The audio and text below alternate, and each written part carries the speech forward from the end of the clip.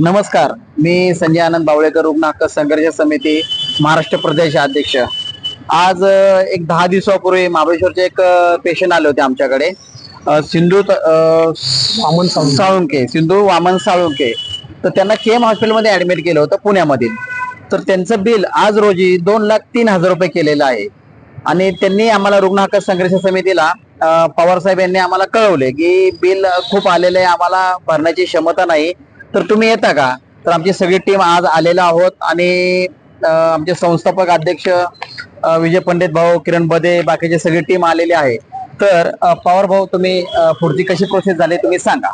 11 तारखेला आम्ही आमच्या सासूबाई सिंधू वामन साळुंके सायंकाळी 7 वाजता ऍडमिट केलं। आम्हाला रुग्णाला ICU ला नेण्याकरता आम्हाला पैसे भरण्याकरता सांगितलेत, पण आम्ही ते 10,000 रुपये भरलेत।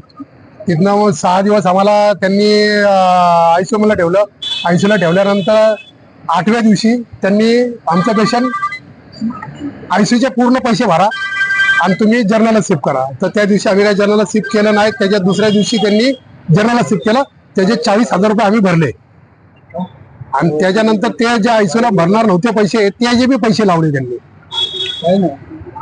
पण मला ह्या संघटनेने खूप मदत केली शेवटच्या याला, आणि त्यांनी माझ्या 64,000 रुपये माझं बिल माफ केलं।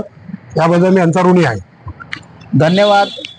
मनापासून सर्वांचे आभार। आणि पेशंट खूप चांगलं होऊन आता आज घरी जात आहे।